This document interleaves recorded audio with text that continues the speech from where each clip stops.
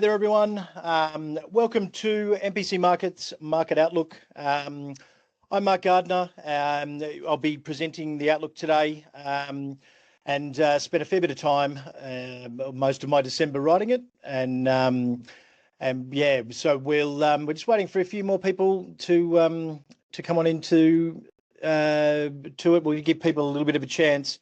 This is the first time using this software, unfortunately, so I'm probably going to, there'll be bits where I will, I'll have to switch between sharing the screen, etc. As such.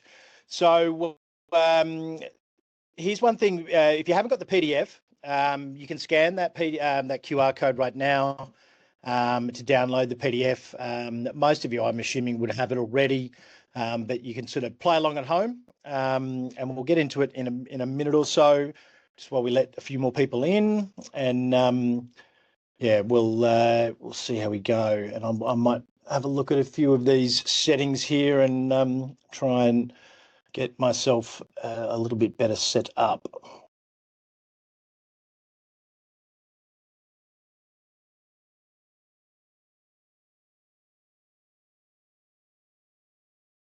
Alrighty, well, I think we'll start. It seems we've got a fairly decent crew here so far overall. Look,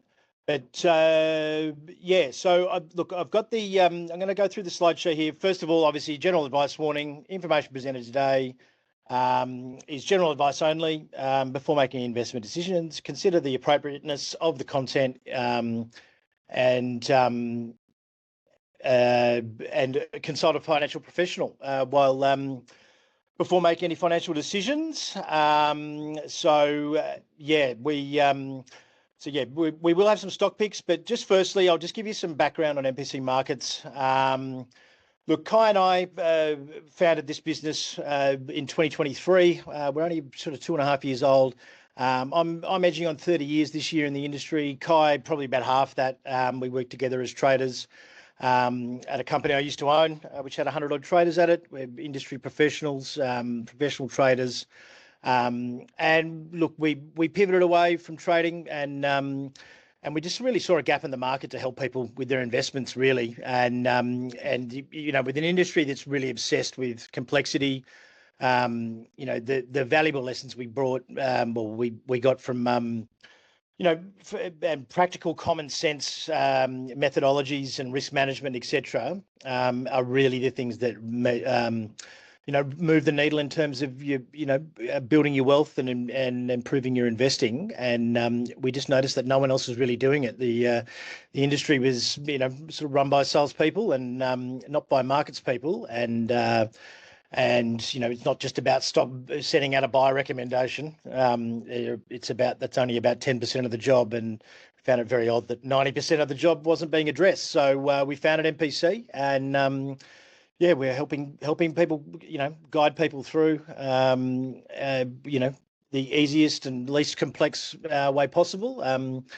Because most people, once you break it down, they actually, they realise it's not quite as complicated as what the industry likes to make out. So we're very solutions based, we're very education based, and we're there for you guys when you need it, not just when we want something. But enough of the pitch. We'll get onto the economic outlook. Look, this is a lovely table. There's a lot of stuff that goes into this with the regions, etc.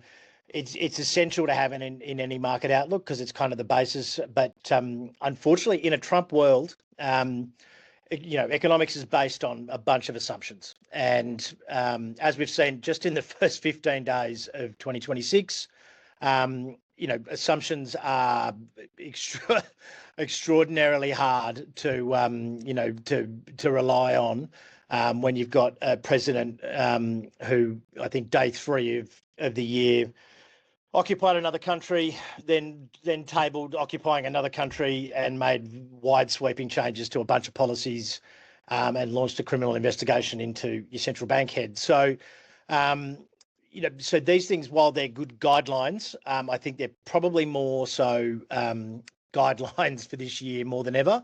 And I think the the shifting sands of just-in-time supply chains and the shrinking of globalization and free trade are probably going to make this year not one to rely on the last 10 to 20 years of history because a lot of things are going to change, and that's not just in a trade standpoint. That's also from a standpoint of obviously new technology with AI, which is going to change and revolutionize a lot of industries. There could be some labor displacement. There could be all sorts of things. So I would very much take this with a grain of salt. While it's, like I said, it's a good guideline. They're probably not the things you want to be focusing on in the near term for your investing. And for those of you who have read the outlook for what I think what would be very favourable to be looking at is, particular themes that have definite tailwinds, growing addressable markets, and emerging technologies behind them, or resources and things like that. So I think the last few years have been fairly good for index funds and things. I think the transition in AI alone will make it a harder year for index funds and ETFs this year, because there'll be some rebalancing out of the Mag 7 into new players in the AI space, a return to real assets, etc. as well. So I think what we're going to see is a market where if you're agile and you've done your homework, and you've got a good plan, and you're picking stocks in areas which are which are going to have 3 to 5 year tailwinds minimum, then you're going to do much better than what the index has done, will do this year, because we've just had 4 straight years of very solid gains, the best in 30 years. 1996 was the last time we had a run like this, and statistically we're due for at least a calming, I would expect. So just a bit of context here as well. After first rate cuts, so we've obviously had rate cuts in the US. We're unlikely to get them here anytime soon. I don't think we're going to get any rate hikes. Thankfully, the inflation numbers showed prices were taming a little bit here in Australia. But one thing this is sort of our playbook. We think is going to happen over the course of this year potentially is, and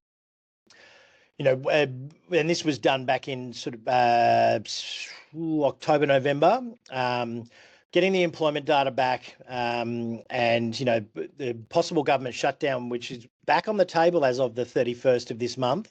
They only just kicked the can down the road there. We've got midterm elections coming up, so there'll be some wild announcements from Trump, and then we've already started to see earnings slow with the banks, getting hit in the last couple of nights, despite the fact that they beat expectations. We're starting to see, the bigger banks all got sold off. 3 out of 4 of them beat expectations. 4 out of 4 of them went down. So, but in a Trump world, and we saw this back in April last year. Market falls since 2015, and in the zero rate environment, and the age of algorithmic trading, etc. We basically, when we have dips, they're very short and very sharp. So compared to pre-2007, pre-GFC, max drawdowns were from record highs were more like somewhere around the 28% mark, and days to break even was more like 500 days. Since 2015, and I pulled back, we back tested and all this with daily data, 127 days to break even, and that was and in terms of the April move, it's one of the only moves we've seen. It's the best 6-month rally out of a move more than 21% in history as well. So this really reinforces the need for planning. We were in cash in February and March last year, and did buy the dip. As scary as it was, I've been in markets for 30 years. I've traded, traded my own money through, about a half a dozen black swan events, and And look, I'm going to put up my hand and say it was still scary buying, but the key was that we had a pre-plan, and we stuck to that plan, and we did very well out of that period. So, that's something that that one of those practical, common sense methodologies that we bring here at MPC. So, as you can see, last year ASX sectors, gold miners smashed it. Miners were up 30%, but were the worst performing sector the previous year, or the second worst. Tech and healthcare were two of the best performing sectors last year, and then they've ended up being the worst. So, it was still 10.3%, including dividends, but in very different sectors. And I think that's what we're going to see this year again. Is we may get roughly the same or slightly less in terms of an index point of view, but it will be in sectors. It won't necessarily be in the sectors that it was last year, and that's where we want to start looking at being in the areas where we think that are going to be they're going to be the most profitable and have the most tailwinds. So just getting to commodities and energy now. So look, commodities and energy. This is just a general wrap up, but like these were done in December, so some of these are better now. I mean, 2026 demand drivers are going to be, AI, data centers, EVs, renewable energy, et cetera. As you can tell here, silver 155, platinum 125, gold 65, copper 43. Iron ore was a bit of a laggard, which has held back our mining sector. I would expect, copper particularly, 43% is an extraordinary year for copper. Silver and platinum do tend to have 15-year hibernations, and then they rally 300 or 400%, and then they have a 15-year hibernation again. We're probably about halfway through the silver and platinum moves at the moment. I think platinum, particularly with geopolitical issues, going to be rife. Platinum, I think, which used to be priced above gold. It used to be, I think, about 3 or 4 times the price of gold. Is currently half the price of gold, or just a little bit above half overall. So there's a lot of room to the upside. Silver as well, getting tailwinds from the likes of both of them have needed in electronics, but silver particularly being used in solar, etc. The industrial demand keeps growing and growing for silver, and we've got fairly distinct shortages of it out there. So I'm not sure that silver will have a year again like it had last year. Having said that, we made record highs last night at 93. I think we've still got some silver on here at MPC, and but we have been selling on the way up. It's just part of our risk management plan and banking profits. But I think platinum and palladium will be the two precious metals that will start to get some momentum over the course of 2026. Iron ore is very China dependent, of course, and look, we have to be closely following the Chinese property market, and the Chinese stimulus starts to come through and show in the real economy, then you would expect iron ore to head higher. But overall, I think a switch to hard assets is generally a reaction to uncertainty, and while we very much like US stocks, we're very much not liking the US dollar. So one big, very simple piece of advice for this year is use currency hedged ETFs where you can if you're ASX only. Qual, for instance, has QHAL. FANG Plus has FHNG. I don't think you want that US dollar risk. It's hard enough to make 10 or 15% out of an ETF as it is. You don't want to pick the thematic correctly and then see your profits go down the toilet because the US dollars succumb to weakness due to its a litany of different problems. Quickly on the risks now. Now, we sort of just touched on that. So gold versus US Treasuries. US Treasuries, with the US being the reserve currency in the world, the gold standard was abandoned. Nixon in the 60s. Gold prices sort of lagged since then.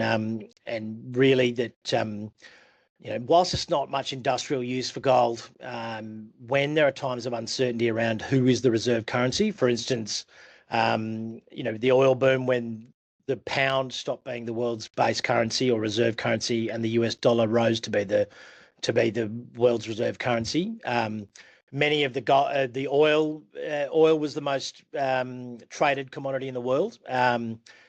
Oil importers and exporters basically only accepted gold and paid out gold.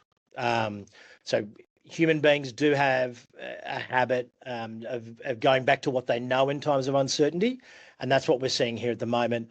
Forget the fact that, look, the rise of BRICS and de-dollarization. China now holds more gold than treasuries, and they used to be the biggest treasury holder. Obviously they've got concerns when you're lending a lot of money to a country that seems to have no regard for the rules of credit and paying back loans. You start to want to diversify, but the BRICS currency is still in conceptual phase. It's going to be called the unit. So no marketing department certainly didn't get a hold of that one. But it will be on a blockchain and digital. But a lot of these BRICS nations are already trading amongst themselves, without, not in US dollar terms, whereas it all used to be in US dollar terms. And what their proposal is, it's going to be 40% gold backed. So yeah, you've got some pretty big players there in the commodities market, and certainly, India being the only country in the world with a growing working force population, not an aging population. And look, but still, BRICS combined, is about maybe double.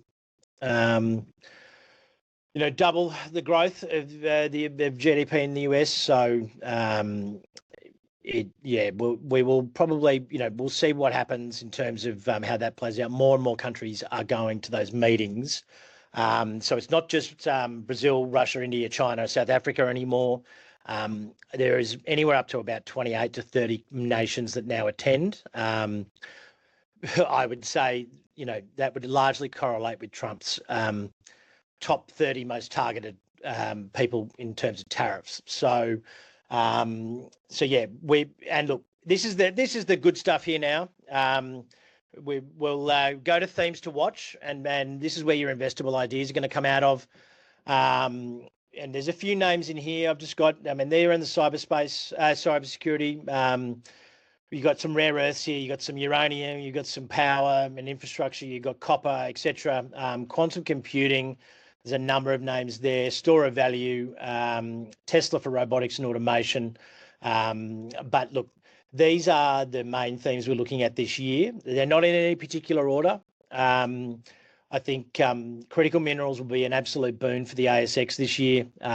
We're friendly with everyone, and we have a lot of them. But what you've got to also keep in mind is that just-in-time supply chains, which was when globalization was, at its peak. Essentially, you could snap your fingers and you could get any raw material from any country without any worries and tariffs and etc. It has really been blown out of the water, firstly by COVID, and then by then very much driven into the dirt by Trump. And obviously China's gradual stranglehold on much of the refining of the world has caused concerns as well. I don't think you can blame China for this. They're just being smart. Probably a little bit of foresight from the Western world would have been is probably more so to blame.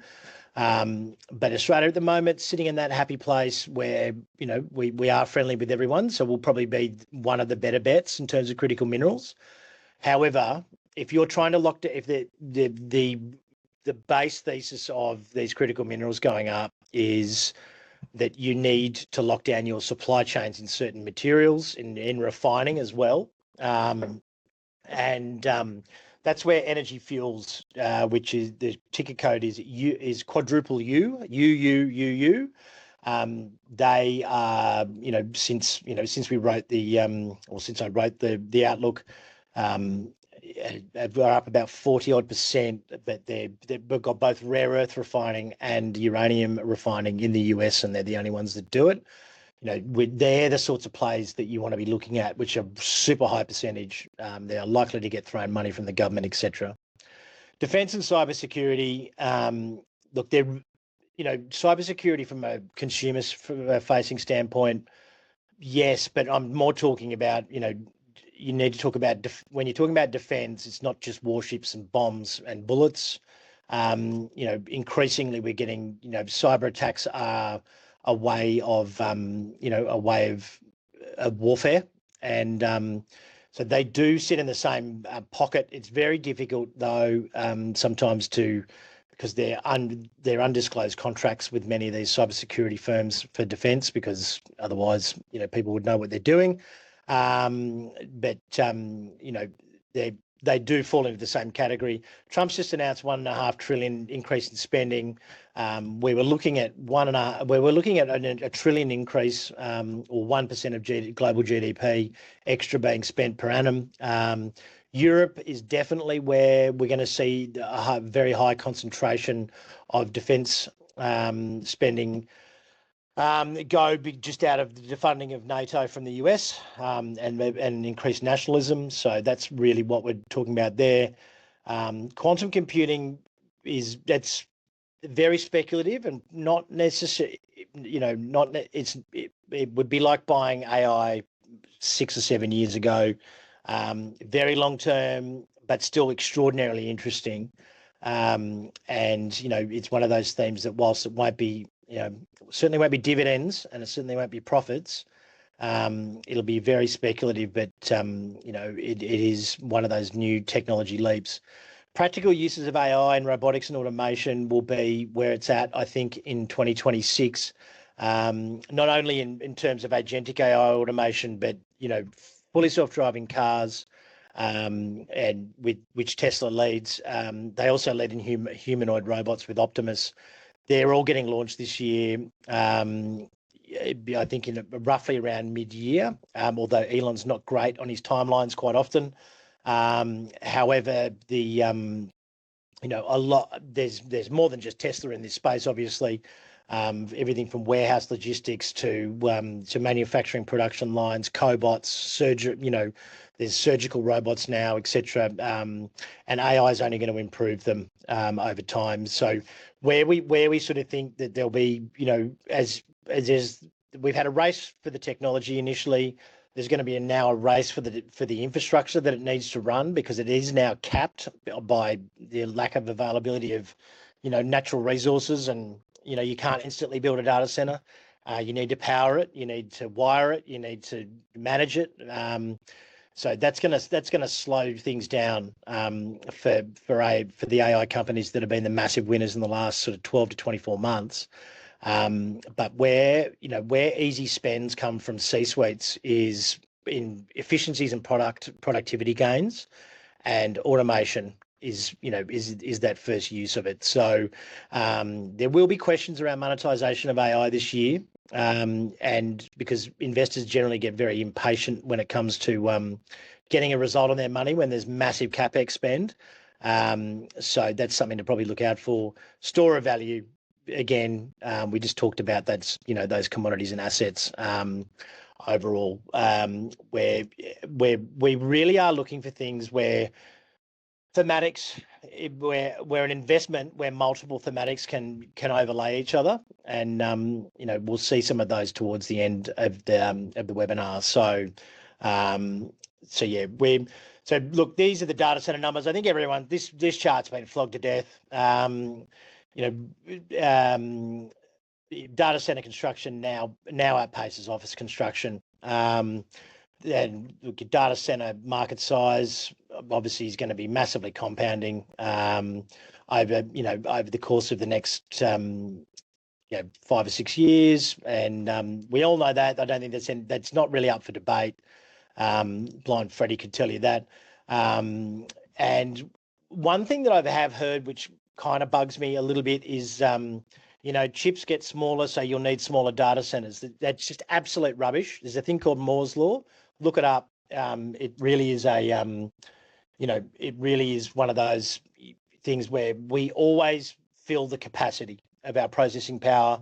That's like a statement that IBM made back in the 70s that, one day there could be up to 1,500 computers in the world. I mean, we laugh now, but it just shows it's just a naivety around, it, we, we all gasped when the first iPod or iPhone had 1 gigabyte of storage, and now we can't live without 16 gigabytes. Like, we always seem to feel the capacity, and the technology seems to leap forward. So, Power Party, Google using the most electricity, Meta, bang for buck as well.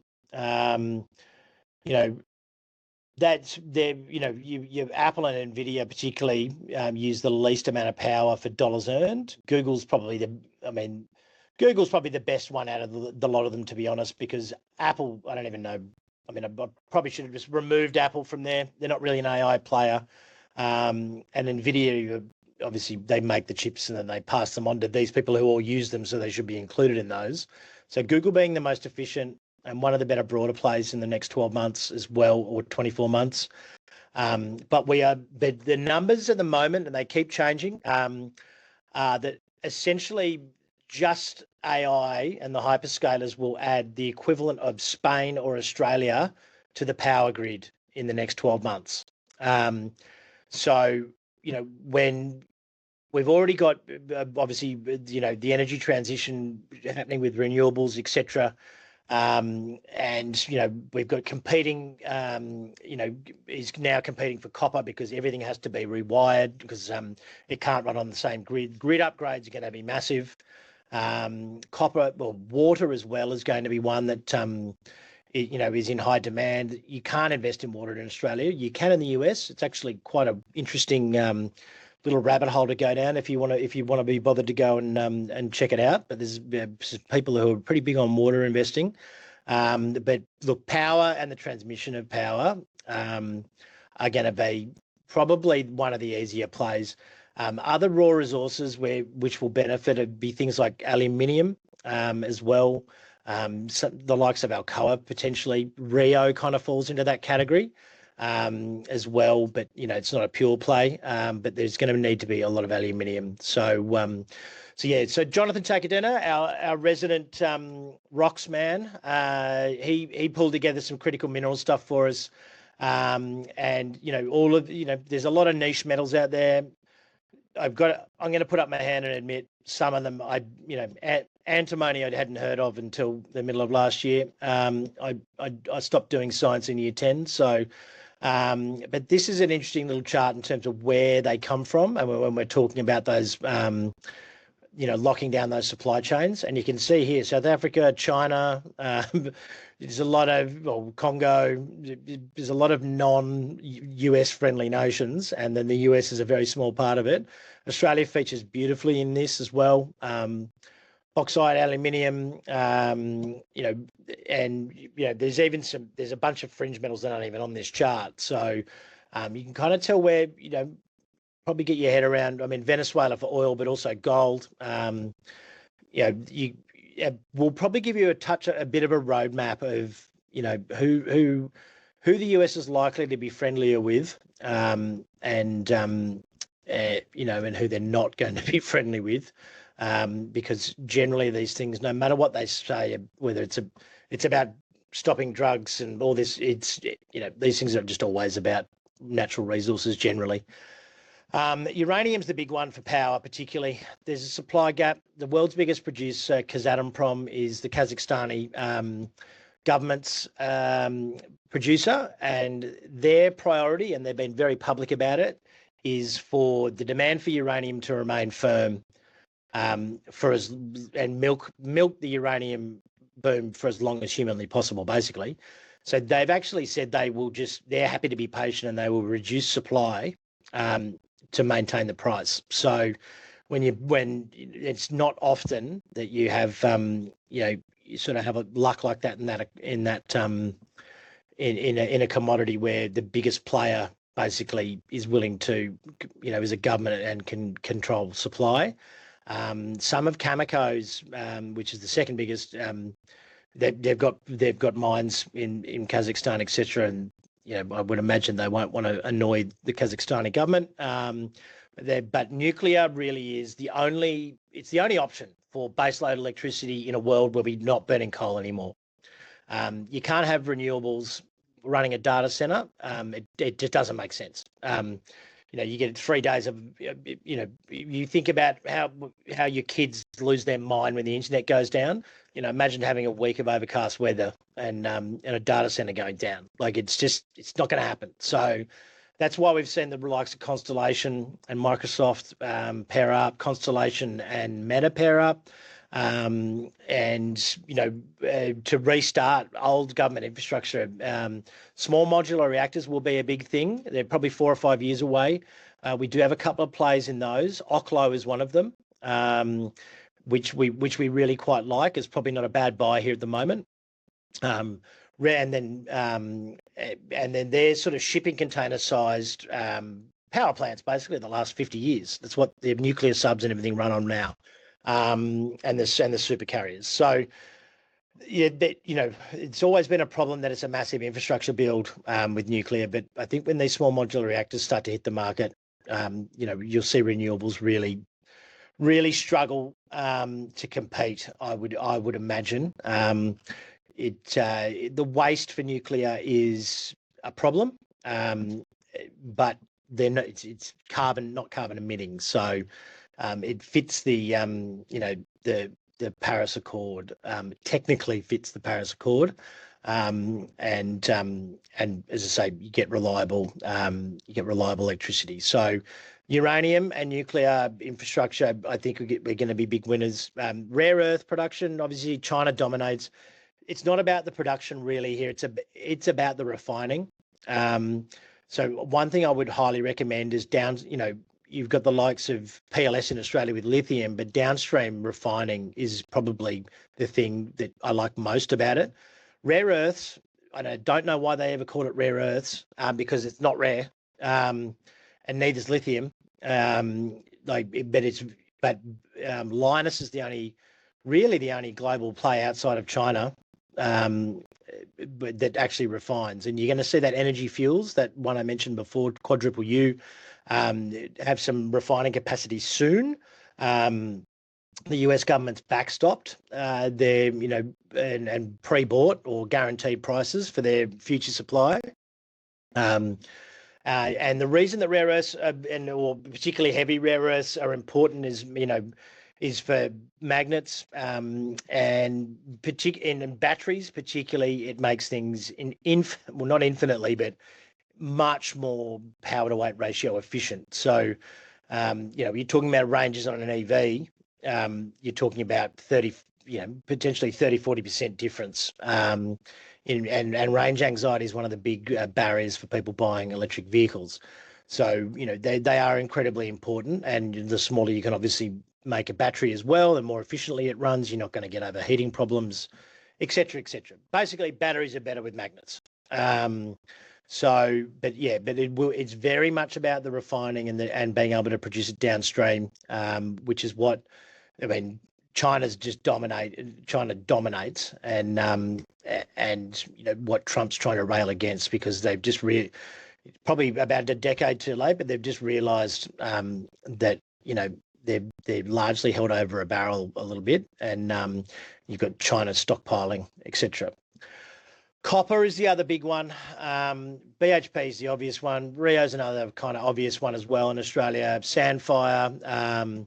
There are some smaller players, that will benefit, particularly from this point onwards. Copper's around about $6.10 a pound on COMEX, above 13,000 a ton US dollars on the London Metal Exchange.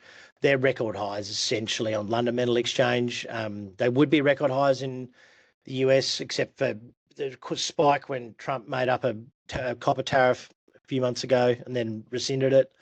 But it probably is the real high around here at the moment. We would expect this to continue. Look, growing market deficits, particularly from this year and beyond. It takes 10 years to get a copper mine off the ground minimum. And, you got the likes of Chile and Peru, 44% of total global supply, are starting to get a little bit sick of the money not staying in the country and the environmental damage. So they're approving less mines, and they're approving less and less. A lot of mining companies will go back to previous places where they've mined 20 years ago, which is still in the same mine, but they've got better technology to get, what would have been a lower yield pit 20 years ago with new technology can now be used again.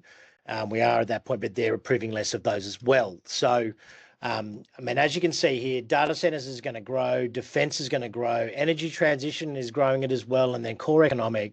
But the whole thing about it is that, look, anyone who's been to an auction knows that if you've got 4 bidders for the same thing, price is always going to be higher. And to be honest with you, up until we sort of started talking about the Paris Accord, core economic was the only bidder for, was really the only bidder for copper, I suppose, if you want to put it that way. And then, energy transition and ESG brought a bid tone to it around 2020. That got blown out of the water a little bit by COVID and the peel back of ESG, but then entered data centers and then also entered defense. And all of a sudden, you've got a bidding war going on for the same commodity. And the AI and data centers one, I think, is what's got people concerned, and why copper was up 43%, 44% last year, and 70-odd% in the last 2 years, is that, they're the richest companies in the world that need it now. And the amount of money they will make being first to market with AI technologies, and their ability to scale and sell it to everyone in the world, means that they're not going to care how much they pay. They just want it done, because the opportunity cost of them missing out on not having their data centers up and running far outweighs them paying up for copper. They're not going to care. So that's really going to start to knock people out, and then particularly in defence as well. When you've got defence companies and increased military spending, all of that stuff needs copper, and there's really no substitute. Aluminium can substitute, but it's just from a size and weight standpoint, it's not feasible. So look, that I think is going to be extraordinarily beneficial for the Australian sector this year. But you've got ETF, Freeport McMoran's a good one. You've got Wire ETF. You've got, I think BHP is the best play at the moment. BHP's got some uranium in there, which is now quoted in their annual report. It used to be a byproduct, but they do have the largest uranium deposit in the world at Olympic Dam, discovered uranium deposit. They've got copper, they've got potash, which is going to be needed for a bunch of different things, as well as and fertilizer. Potash is used for as well. Very much not as reliant on iron ore anymore, but and they've got a lot of copper. I can very much see the likes of BHP being well through $60, at some stage this year. If China picks up and the iron ore price picks up, look out, that thing will go, it will just take off. So that's an easy one in Australia. Most of you have probably already got it in your portfolio. I think I think this has been held, it's still being marked as an iron ore company, BHP particularly. And I think people will be genuinely surprised when they see the revenues from copper start to catch up. And if copper goes to say $7, it'll probably it's going to be outpacing iron ore going forward. And then all of a sudden BHP is a copper company, not and they are trying to. And you can see with the M&A activity with Rio trying to take Glencore, BHP trying to take Anglo American. They don't care about those companies. They just want their copper deposits.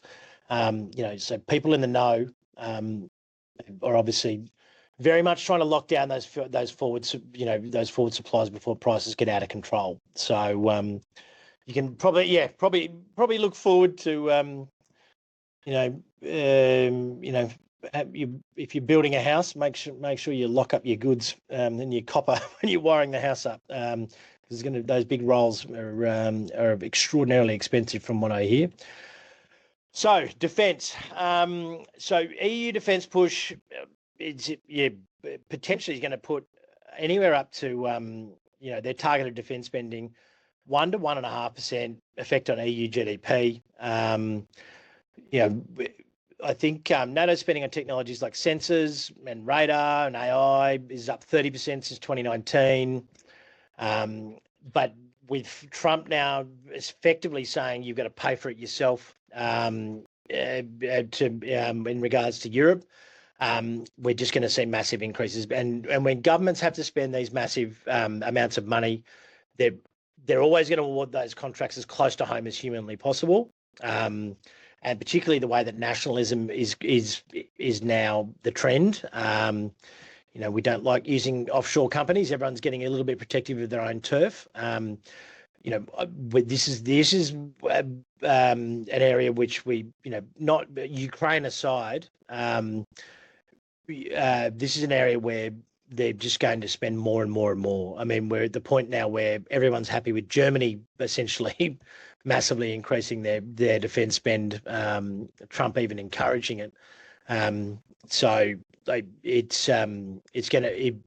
There will be some massive winners, and the good thing about it is then it's not necessarily the incumbents like your Lockheeds, like your RTXs, like your GE Aerospaces and things like that, or your Boeings. There's going to be a lot of mid to small or probably mid cap companies with new technologies or that are still in that very much that growth phase. That's where we tend to think Bay is one that we quite like. I said RTX is US, but it's also a lot of European operations, which is Raytheon. Leonardo, Saab, which you probably know from automaking, but they make jet engines now, and they've had there's Rheinmetall, which is probably a bit sensitive to artillery. So if Ukraine finds peace, that may be affected. But either way, my point being is there's a lot of opportunities in this area. D-Tech and the ETF is probably the ones with the most exposure there on the ASX. And Drone Shield and EOS in Australia. So we recently bought Drone Shield and EOS. Fresh recommendation after after they both pulled back in December. I believe Drone Shield's up 70 to 80% since that point, and EOS is up about 110%. It's only been 2 months. So probably getting a little bit pricey now, but it's more of a buy on dip situations potentially there. I don't like the likes of Austal. I think that's one that was bought up on the theme. I don't think they've got anywhere near the scale or potential and addressable market that EOS and Drone Shield have. ELS is probably another one, which we haven't done a lot of work on, but quite like. But if you've got Austal, I'd be selling it and getting into one of those, scalable ones that has exposure here to the US, to Europe. So global cybersecurity market, yet again, just another one of those great charts. Expected annual compounded annual growth rate, 15.5% per annum for the next decade. So, you can afford when a theme or a subsector has that sort of compounded annual growth. That means it's going to it'll double every 3 or 4 years. The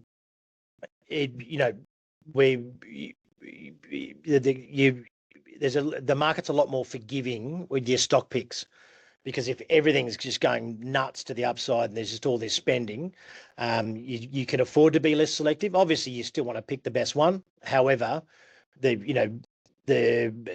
industry having tailwinds is one of the first things we like to tick off, because even if you frustratingly pick the wrong stock in the right sector, you're still probably going to get a result. So we're tending not to, we don't do it the other way around, where you're trying to pick the best stock in a struggling sector, because it can go wrong, or something specific to the company can go wrong. So look, when you're investing, simple rule is try to find as many things, as many things as possible that don't just back it up. You can't just work off PE, but you want growth in their sector, and tailwinds for spending, and then you want a good quality company, and then you want it. So there's a checklist of things. It's not just about it's not just about trying to find a stock, because if you go and buy out of cycle, or you run the risk of buying the high, and then it may be a good company, but it might take 5 years to pan out for you, things like that. And this is where these sort of practice. There's a lot of great companies on the ASX that we are massive fans of, that we don't hold right now because it's not their time to shine. But when those cyclical or industry tailwinds turn for them, that's the time when to be buying them. So it's not stock picking particularly is has its nuances, because everyone's got a different time frame. So quantum computing, look, Kai pulled this together. Look, both the critical minerals and the quantum computing, they're an hour-long webinar, and we're going to send you out a survey after this and see what you guys want to see first. But I will do my best, because it's quite difficult to explain, but look, quantum computing essentially, from a theoretical promise to real engineering process. So basically, quantum is, instead of ones and zeros, you've got things in between. It enables, like a different type of logic, whereby you can eliminate a lot of what the human brain does, eliminate a lot of the the least probabilistic things to happen, and then concentrate on the brute force, I suppose, on the on the problem at hand. It's been described by parallel thinking. Human beings can think in multiple lines at the same time and cherry pick from different parts of their knowledge all at the same time. Whereas current compute is just brute force in a straight line, and obviously through the same door all the time, ones and zeros. That has its limitations. So it's almost like lateral thinking, maybe like a kind of good example, but very massive uses in cryptography, cybersecurity, chemistry, metals discovery, financial optimization. But look, this will accelerate AI beyond belief as well. So massive total addressable market opportunity, but it's still very early stage. Why we like this and why this is on the thematic, one of our top 5 thematics, is it's one of those things that if there is a breakthrough in the technology, rising tide will float all boats. And you've got IBM and Google particularly, they're your safest play in this, because they're the market leaders, B, they've got the biggest budgets for this to go through. But if either one of those massive companies have a breakthrough in quantum, particularly the large error. So there's errors, error correction with quantum, and they need to get that error rate down. So if they get that down to a stage where it can be commercial, that will be regarded as a breakthrough. The entire sector will go nuts.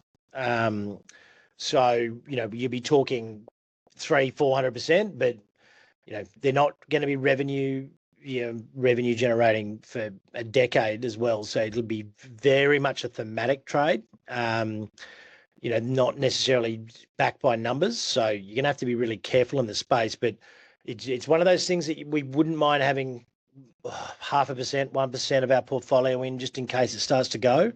The likelihood is it's probably more so 2027 this might kick off, but we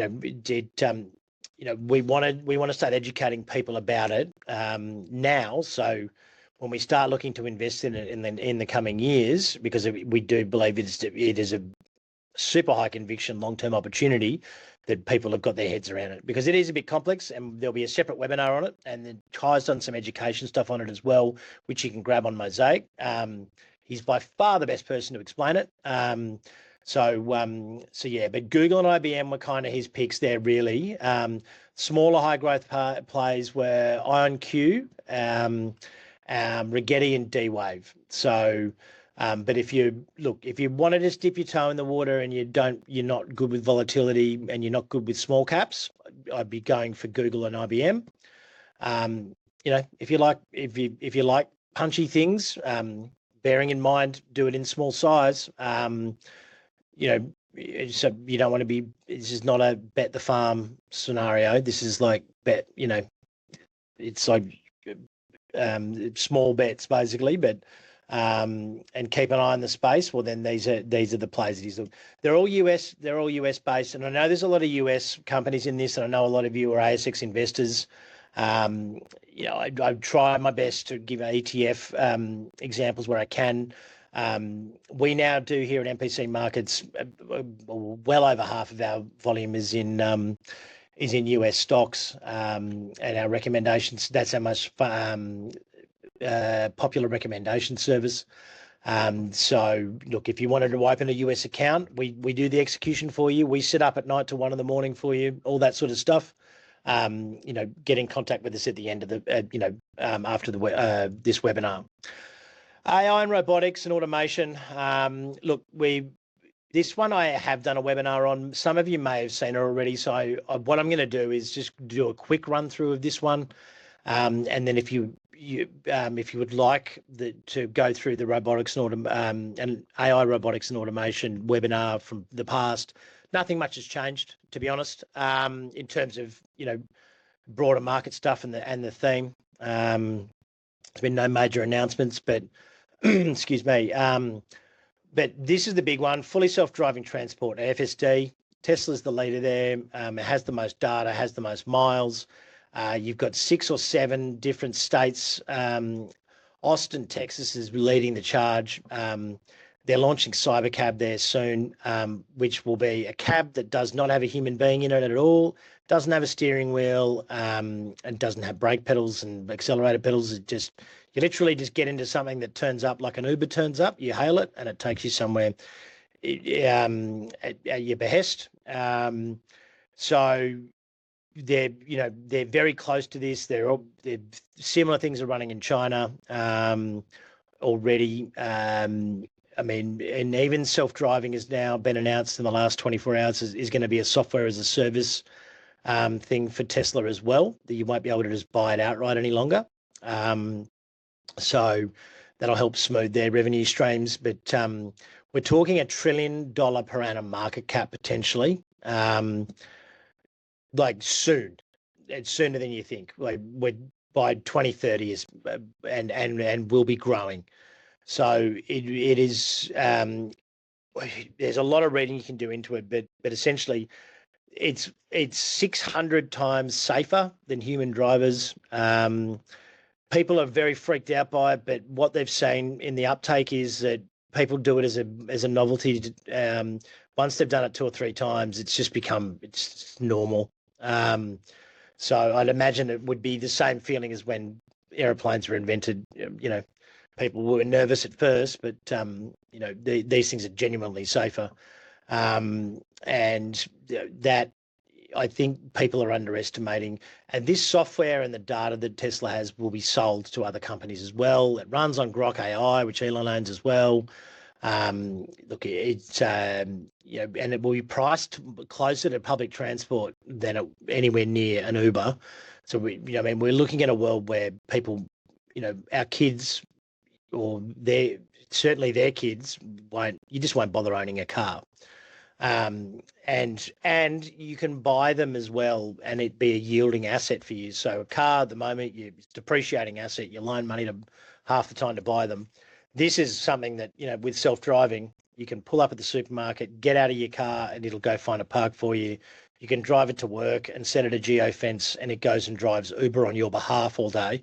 Imagine owning people say they don't like Teslas, but give me a car that makes me money and I don't have to do anything. I my brand preference might drop very quickly.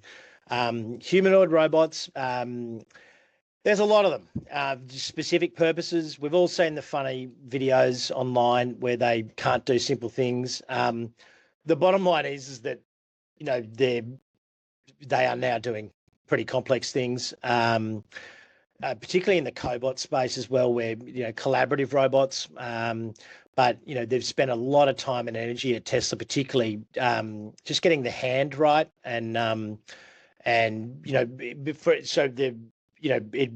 The robot's hand moves exactly like a human hand, which apparently was super important and complex given the amount of bones and ligaments in the hand, etc.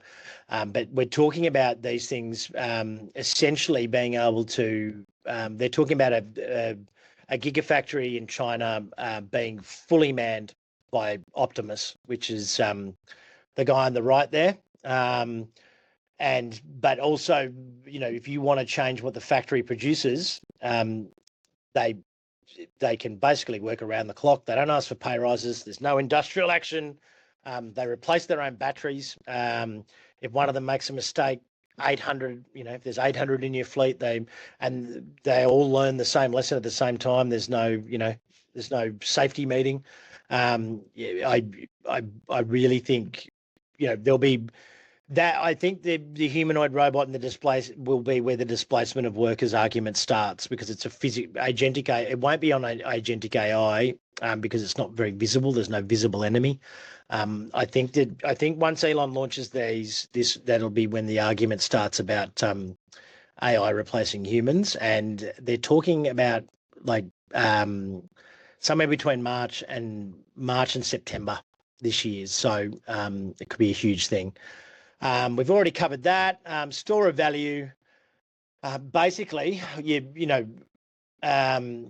this is all about, stopping the erosion of wealth. So M2 money supply is the Fed printing money, and it usually leads to inflation, and inflation, as you know, erodes. So if you've worked hard your whole life, you've got your super, etc., and then these guys go and just print money out of thin air, your super balance might not go down, but its buying power does. So, inflation that's why central banks hate inflation. It's the great wealth eroder. The US is so in debt now, they're kind of happy with it. And that's not, it's not good for you and your portfolio. So, as money supply goes up, gold prices tend to follow because it's a real asset. It's tangible.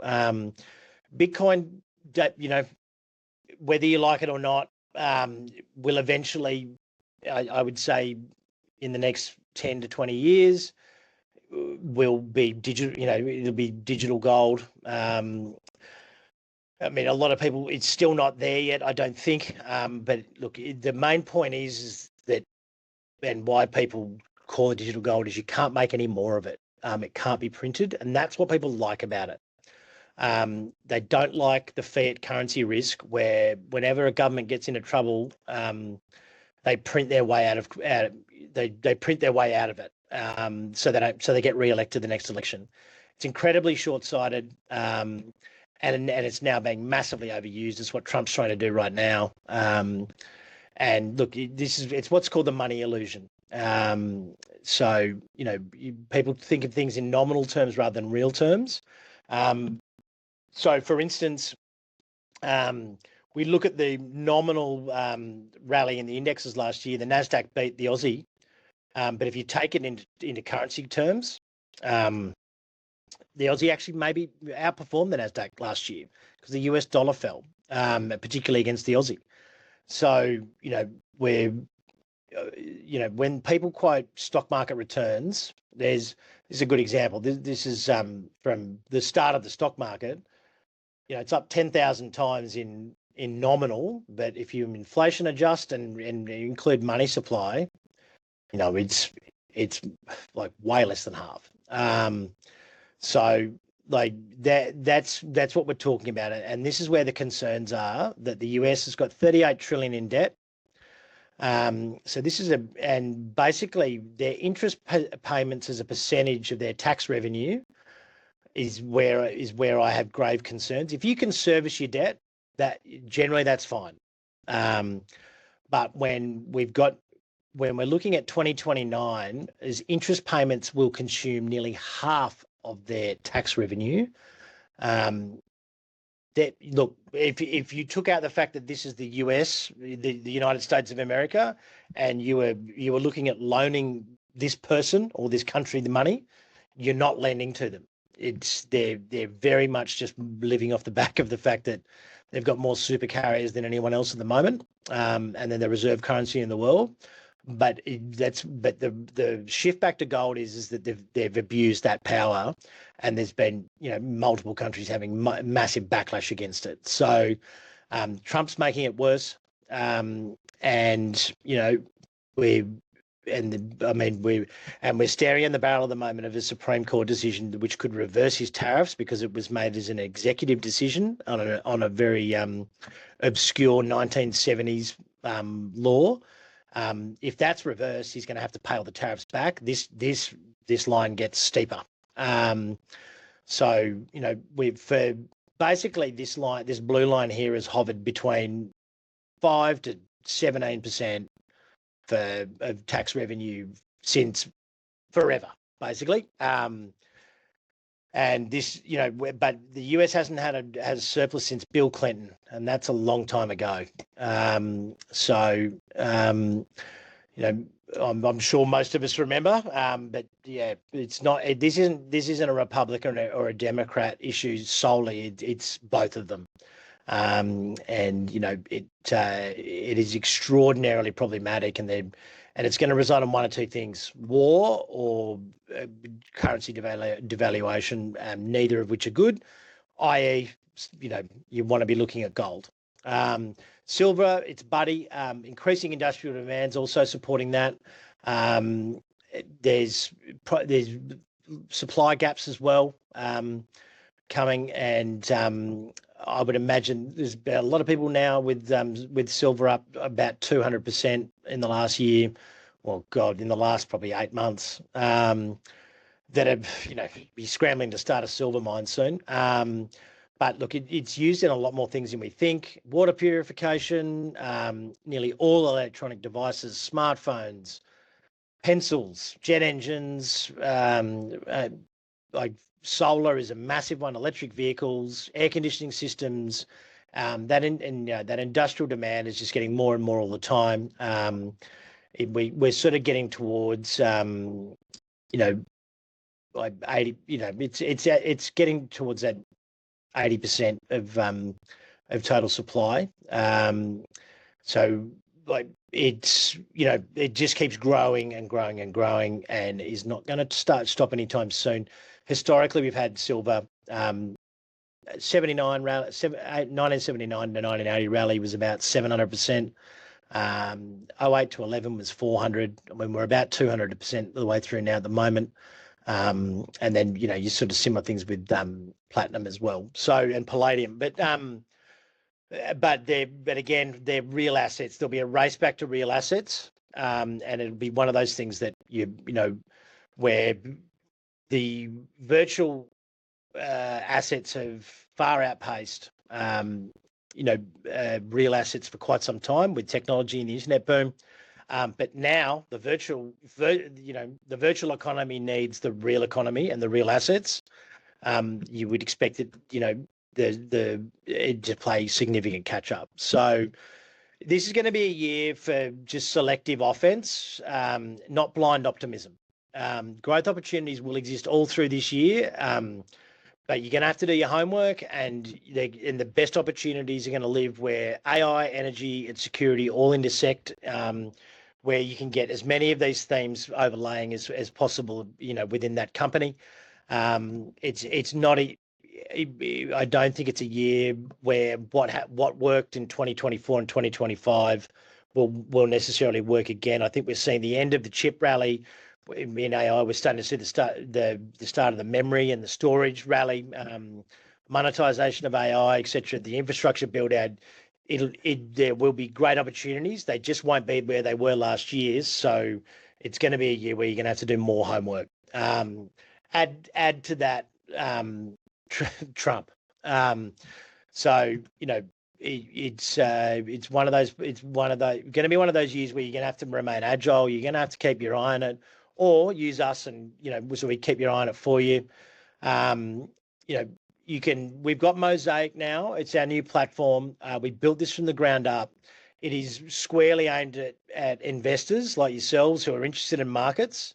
All of our content flows through. We've got 4 recommendation services whereby you can do short-term ASX, short-term US stocks, long-term high conviction in global stocks and ASX stocks. The push notifications come to your phone when you should buy, when you should sell, etc. There's a broker chat, so you can chat to us anytime. It's incredibly cheap compared to, the likes of our competitors at $149 a month for all these services. Others are more in the vicinity of $1,000 a month. So look, you can get 1 month. Scan that QR code there, and you get a 1 month free trial with all the recommendations. So you just have to sign up with a credit card, and you can, anytime in that first 30 days, you can cancel. You won't get charged. But yeah, highly recommend it.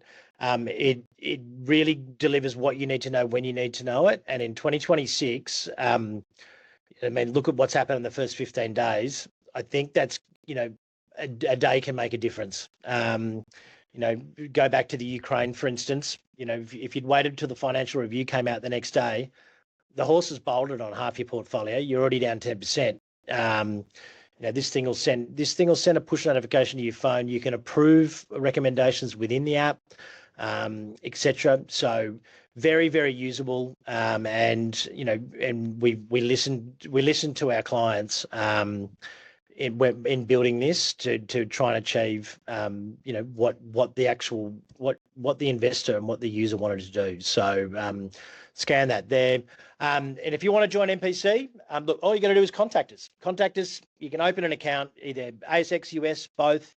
We do structured investments as well. We've got hybrids. We've got great alternatives that yield much better in structured investments. We've got thematic investments. We build our own thematic structured investments as well. So all you need to do, contact us, invest@mpcmarkets.com.au. You will get through to any one of the guys. Here, my email, mark.gardner@mpcmarkets.com.au if you've got any questions, etc. So just contact us. We'll organise for you to show you how to open an account, and then you just start investing smarter, and we can guide you through what is probably going to be one of the weirdest and most volatile years we've seen in quite some time, with Trump in power. So let us help you out through this period, because we've just had 4 fantastic years. You don't want to give away those profits in a year that's going to be breakneck speed. So we're here to help. That's what our entire business is about.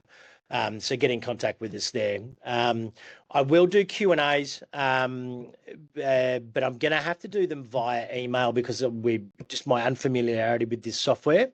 And I'm going to send out a little post webinar survey to everyone as well, to ask them what they would like to hear in the next webinar. We're also looking at doing at some stage this year, and we just want to gauge some interest on more of a town hall Q&A, where myself, Kai, Jonathan will basically do a live Q&A on the hour. So look, thanks for joining us. I really appreciate it, and hopefully we speak to you soon.